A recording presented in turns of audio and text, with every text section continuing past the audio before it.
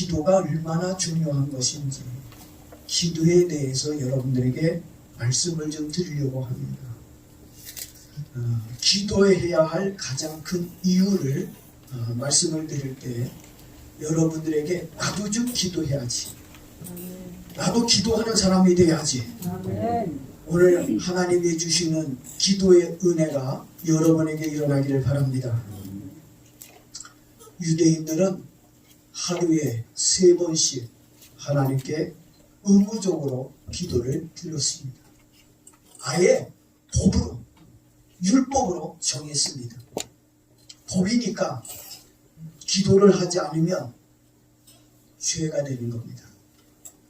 무슨 일이 있어도 어떠한 경우라 할지라도 하루에 몇 번 기도해야 된다고요? 3번은 무조건 이유가 없어요. 하루 3번 유대인들은 하나님께 기도하는 시간을 가져야 합니다. 언제 기도하느냐? 오전에 한 번, 오후에 한 번, 그리고 저녁에 한 번, 이렇게 하루 3번 그들은 시간을 정해놓고 하나님께 기도를 드렸습니다. 유대인들은 전쟁이 나도 기도해야 됩니다. 지진이 나서 땅이 갈라져도 그래도 기도할 시간에는 하나님께 엎드려 기도해야 됩니다. 이유가 없습니다. 유대인이라면 하루에 3번은 반드시 기도해야 한다는 겁니다.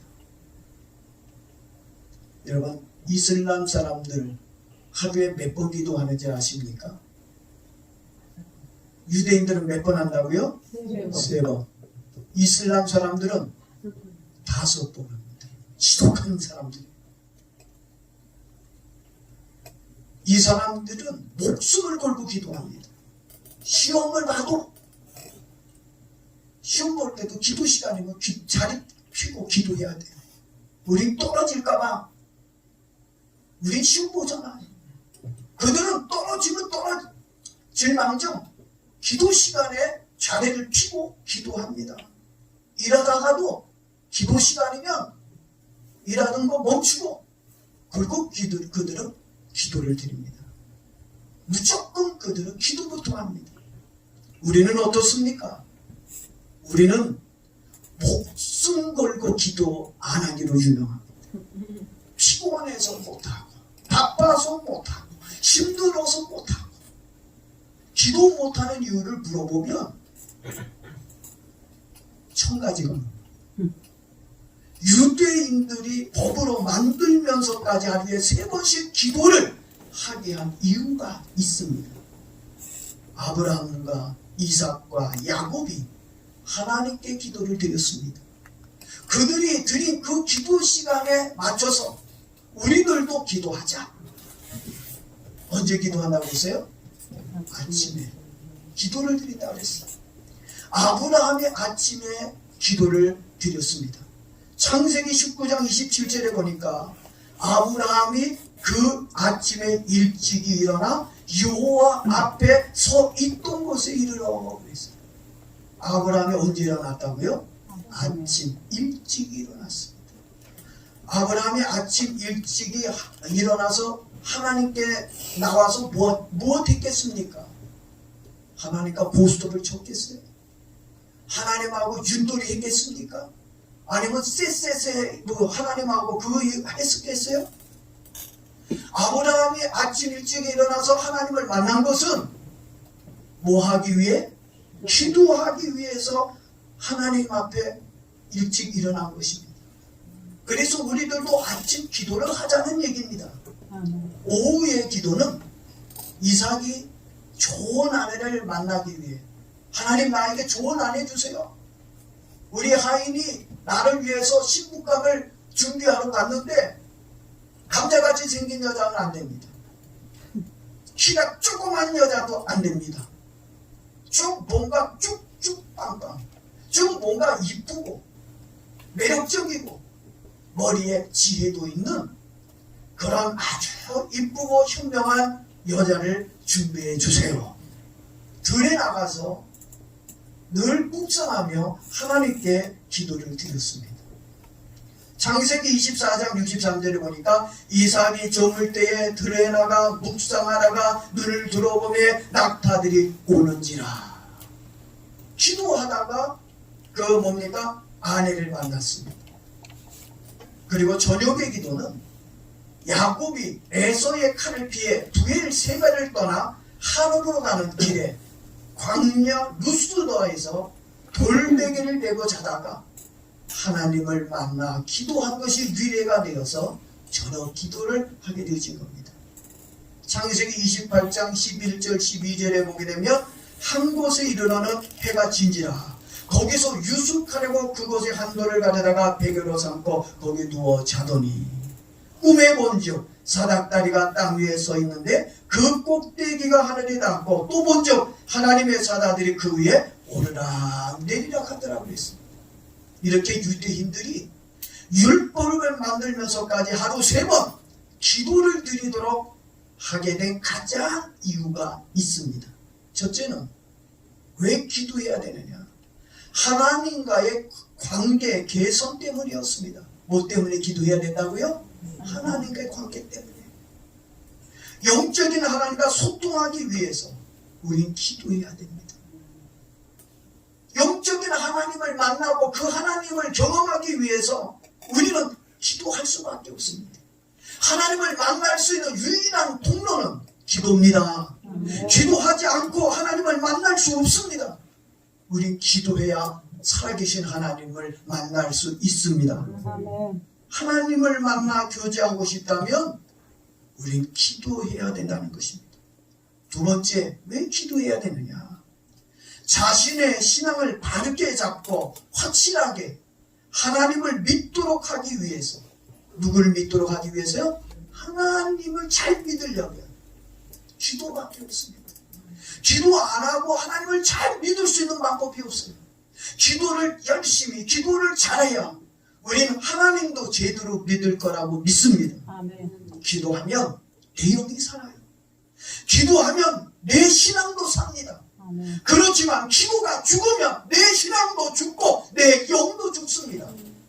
그리고 나의 삶도 죽고 환경도 다 망가질 수밖에 없다는 것입니다. 기도하는 신앙이 없다면 신앙생활을 제대로 할 수가 없어요.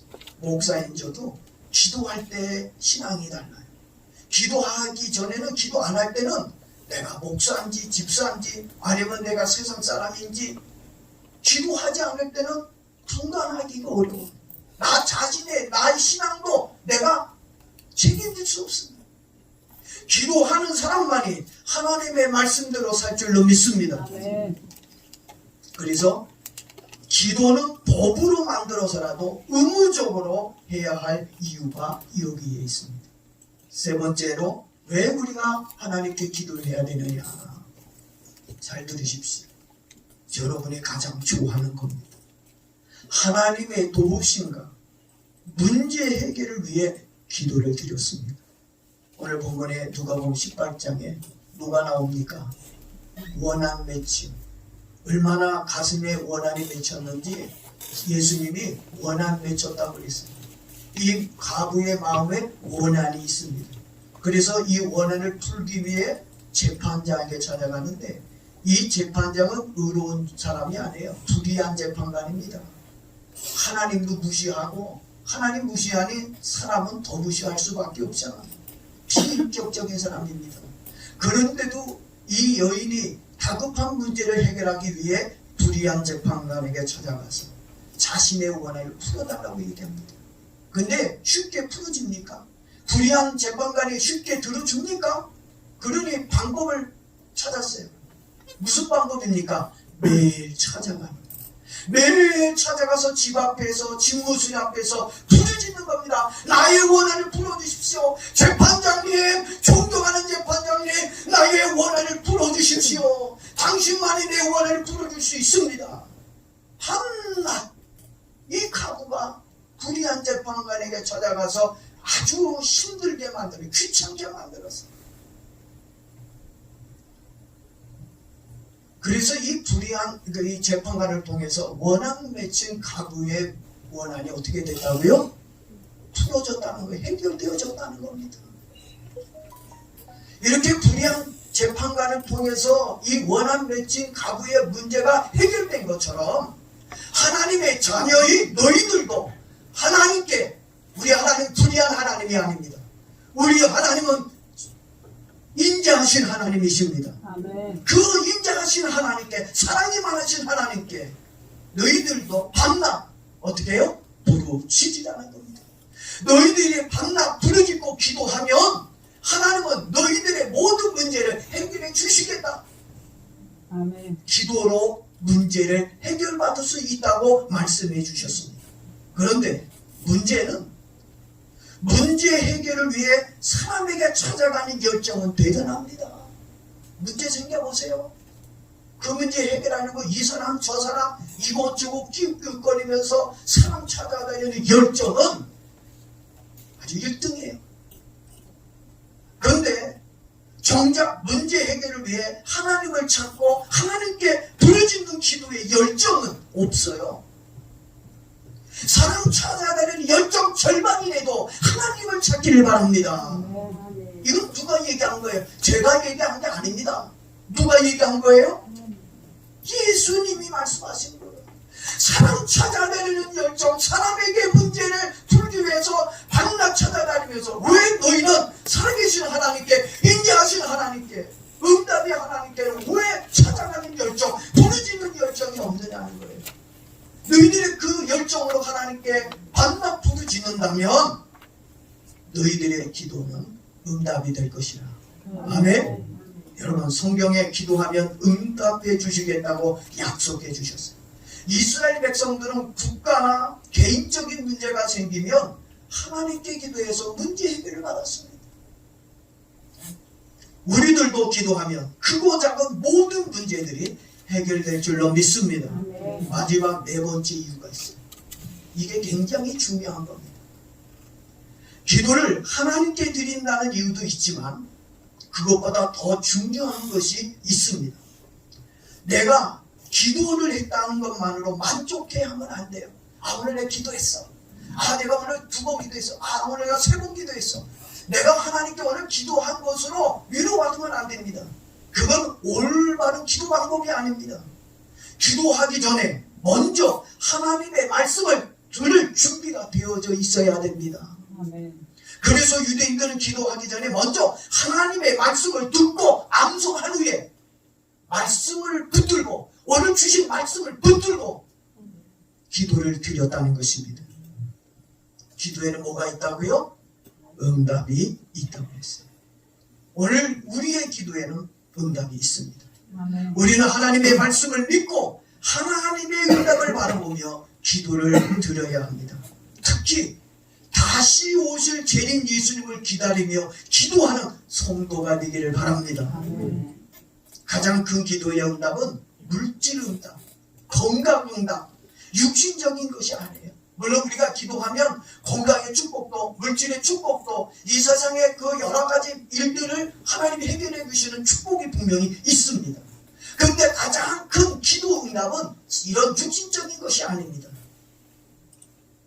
다시 오실 재림 예수님을 영접하는 것, 다시 오실 예수님을 만나는 것, 아멘. 이게 가장 큰 기도의 응답인 줄로 믿습니다. 아멘. 지금 우리가 살고 있는 이 시대는 마지막 때입니다.